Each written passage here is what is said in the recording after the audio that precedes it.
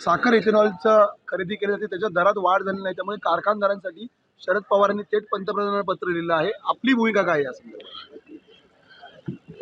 निश्चित FRP मध्ये 4 वेळा वाढ झालेली आहे आणि साखर विक्रीमध्ये जी काही आधारभूत किंमत ठरवली गेलेली आहे प्रति किलो 31 रुपये आणि 31 ची ही 35 रुपये प्रति किलो साखरेचा आधारभूत भाव ठरवणं अत्यंत गरजेचं आहे.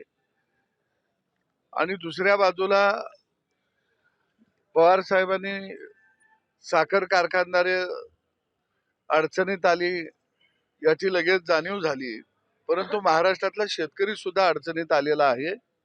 अनेक साखर कारखाने 2000 रुपये पासून 3200 रुपयेपर्यंत उसाला भाव देत आहेत.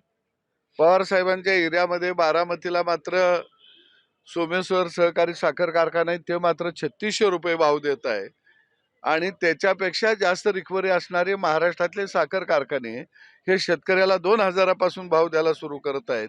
याच्या बाबतीमध्ये पवार साहेबांनी काही कडक निर्णय घ्यावा सरकारनं असं पत्र लिहिलं असतं तर अजून मला खऱ्या अर्थानं आनंद वाटला असता. आणि दुसरं त्यामध्ये पवार साहेबांनी घातलं पाहिजे होतं की साखर कारखानदारीमध्ये आता स्पर्धा येणं अत्यंत गरजेचं आहे. 2 साखर कारखान्यांच्या मधलं हवाई अंतर जे 20 किलोमीटरचं आहे ते काढून टाकण्यात यावं असं जर केंद्राला पत्र लिहिलं असतं तर निश्चितपणानं मला वाटलं असतं की पवार साहेबांना देशातल्या आणि महाराष्ट्रातल्या शेतकऱ्यांची काळजी आहे.